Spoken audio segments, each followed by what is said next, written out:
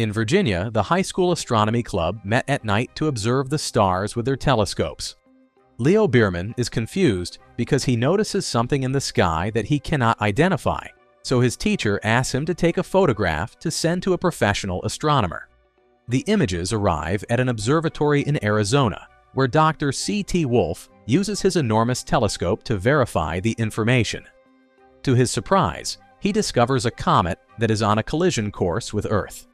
He immediately tries to send this information by email, but the server isn't working. Instead, he writes the information onto a floppy disk and names the comet Wolf-Bierman. Then Wolf drives downhill while trying to call his superiors on his cell phone, but he is instead redirected to voicemail. At the same time, a truck coming from the opposite direction causes the driver to get distracted when a cigarette accidentally falls onto the roadway.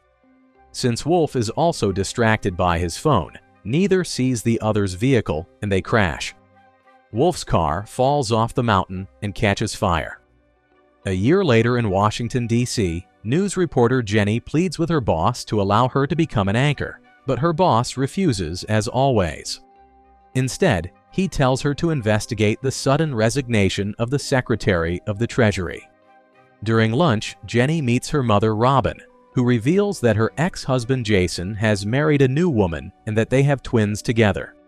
Later, Jenny meets with the assistant to the secretary and discovers that he resigned after speaking with the president about Eli, whom the assistant assumes was a lover.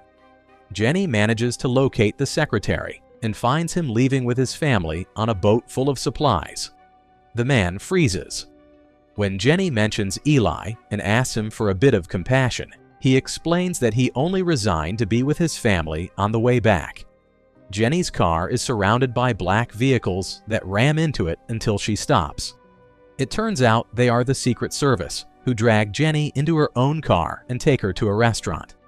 Jenny is surprised to find President Beck waiting for her, and his pronunciation makes her realize that the secret is not the name Eli, but the initials L.E.B. Beck explains that he will talk about the subject in 2 days during a press conference and asks her not to say anything until then, promising to give her the first question as a reward. When she returns to the office, Jenny searches for the term L on the internet and goes to a paleontology website. It turns out that it means extinction level event and refers to the comet that killed the dinosaurs that night. Jenny then meets with her father, Jason, and his new wife.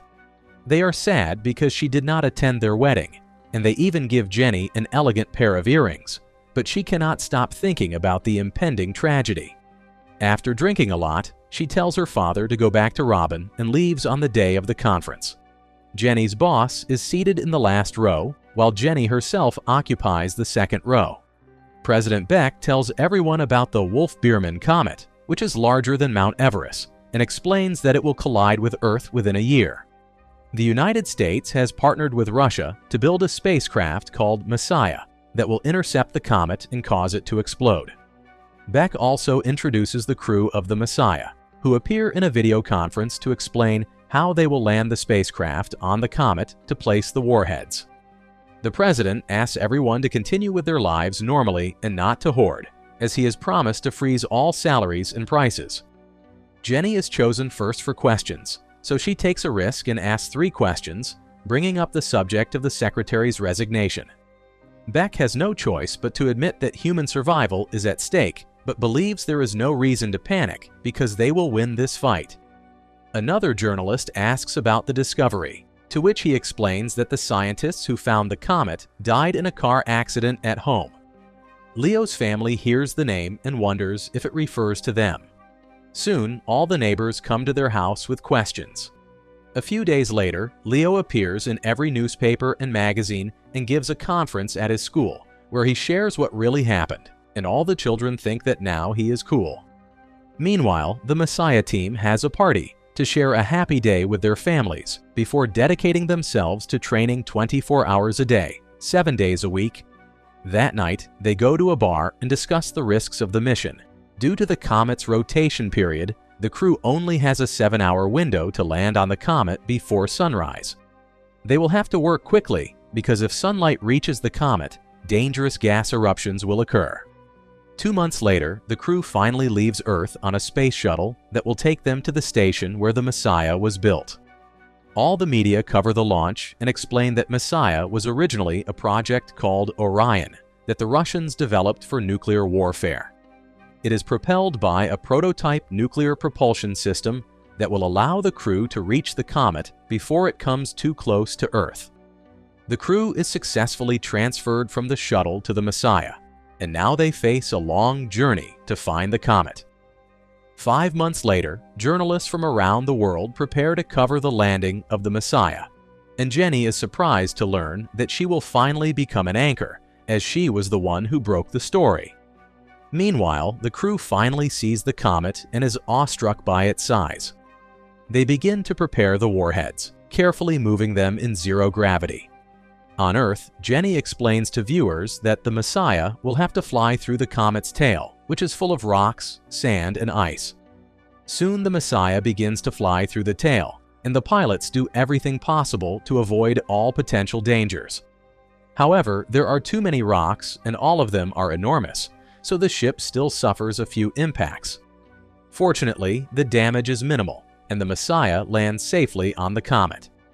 Now the crew has 6 hours and 18 minutes to finish the mission before dawn. The astronauts exit with a special drill that immediately begins to bore. Everything goes well at first, but in the end the drill gets stuck. The hole they have made so far is not deep enough for the warheads to cause real damage, so someone will have to go down and free the drill to complete the mission. With only 20 minutes remaining, the ship's pilots realize that the crew is taking too long and will not have time to return. They decide to fly closer to rescue them, even though this means that they might not have enough fuel later to return to Earth. Commander Monash descends into the hole and discovers that it opens into a cave, which caused the drill to strike the side. After much effort, including even jumping over it, Monash manages to free the drill and starts to climb out as quickly as possible. The pilots reach him with the ship but must stop flying to conserve fuel, so they land, racing after the crew. Unfortunately, they run out of time, and as the sun gradually rises, light reaches the comet. The astronauts cover their visors with sun shields as a gas eruption blasts Monash out of the hole before he can finish climbing, leaving him no time to cover his visor, so his face gets burned. The crew manages to catch him by his tether and roll him up before they begin to run back to the ship. The gas continues to shoot up from the surface over them and, unfortunately, hits the doctor, who is sent flying into open space. The rest of the crew reaches the Messiah just in time, and the ship pulls away before the temperature worsens. Some astronauts want to rescue the doctor, but they do not have the fuel or time to do so. Monash's face is in terrible condition and he can barely see, so now Captain Tanner is in charge. Earth receives an update about the mission. The crew placed the warheads, but lost one man in the process. Jenny reads a few words to honor the memory of the doctor. Once the Messiah is at a safe distance, the crew detonates the warheads. The shockwave caused by the explosion shakes the ship wildly and interrupts its transmission to Earth.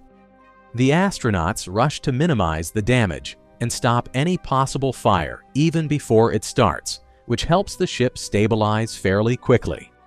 The crew discusses what to do next and, considering the damage to the ship, agrees to return home. Moments later, President Beck receives bad news and must share it with the country as carefully as possible. It turns out that the warhead detonation only managed to break the comet in half, and the resulting pieces are still large enough to cause catastrophic damage to the planet. Both pieces are headed toward Earth.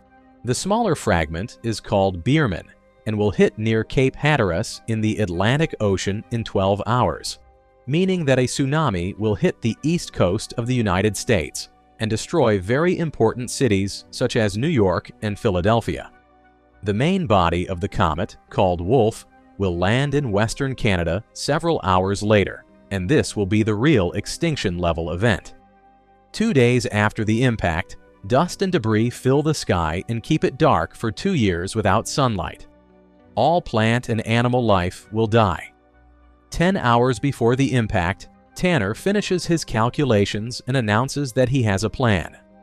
They can do nothing about the Biermann fragment, but he believes they can stop the main Wolf comet to save humanity.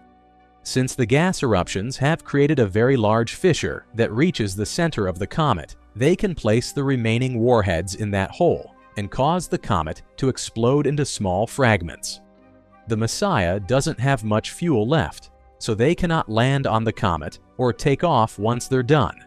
Once they finish, they will fire the ship directly into the fissure and die in the process. It is hard to hear, but the crew agrees that they have no other option. They get in touch with Houston and share their plan to give hope to the people on Earth. Leo hitchhikes to get home, but Sarah and her family have already left. Remember that Sarah's father has a bicycle and steals it to get out of the city faster. There is a huge traffic jam that blocks all the roads, but the bicycle allows Leo to move easily among the cars. He finds Sarah, and her parents tell him to leave with her younger brother. The three young people escape by bicycle, while Sarah's parents watch them cry at the news station. Journalists draw straws to choose who will accompany Jenny to the bunker.